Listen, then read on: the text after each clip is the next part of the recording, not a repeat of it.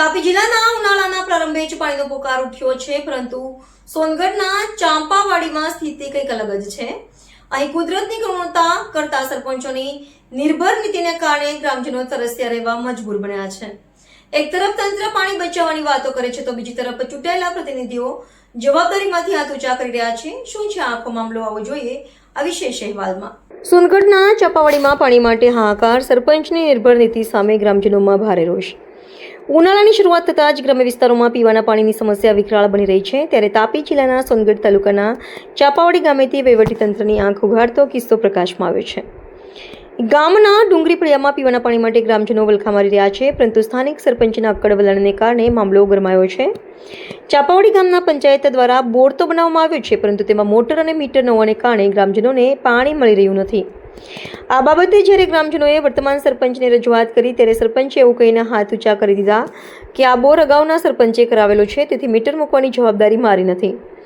ગ્રામજનોનો આરોપ છે કે સરપંચે માત્ર જવાબદારી સ્વીકારવાનો ઇનકાર જ નથી કર્યો, પરંતુ ઠરાવ પર સહી સિક્કા કરવાની પણ મનાઈ ફરમાવી છે.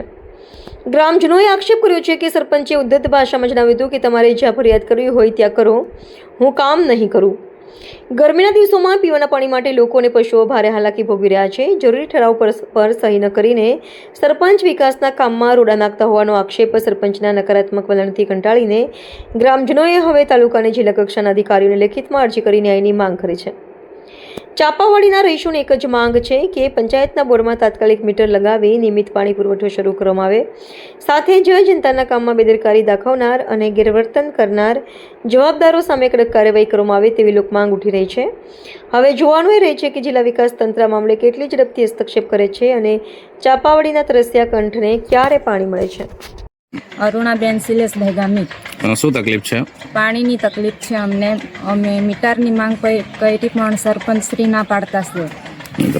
આગળના સરપંચનો મીટર છે એટલે મારાથી કામ નહીં થાય એમ કહેતા છે.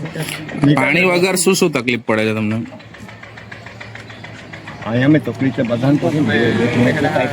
પાણી તો ભેંસને પીવડાવવાનું,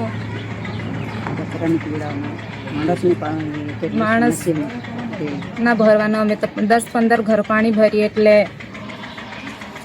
ભરમાં પાણી ઉતરી જાય તો રાત્રે 1-2 વાગે ઉઠીને પછી પાણી ભરવું પડે. રાત્રે કોણ ઉઠીને પાણી ભરે? એવી રીતે અમને તકલીફ છે. એટલે કે મીટર મૂકી દે તો સારું થાય. નામ? મારું નામ છે ઈશાકભાઈ ગામિત રતિલાલ, રહેવાસી ચાંપાવાડીના ડુંગરી ફળ્યું. અમને પાણીની સમસ્યા છે. અમને 15 ઘર છે, 15-20 ઘર એના સરકારી બોર મૂકેલો છે. અને સરપંચશ્રીને અમે કીધું કે અમને મીટરની વ્યવસ્થા કરી આપજો, તો ના પાડીએ. અને અમે સમગોડ તાલુકા વિકાસ અધિકારીને અમે અરજી કરી છે અને અમને મીટર મળી જતું તો ખૂબ સારું. આમાં પાણી આવે છે આ બોરમાં?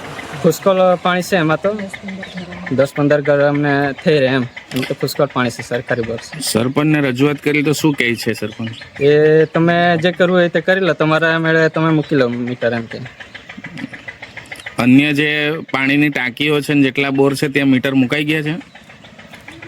એનું તો અમને નહીં ખ્યાલ, પણ અમારું સમસ્યા છે અહીંયા મીટર અમને જોઈએ એમ.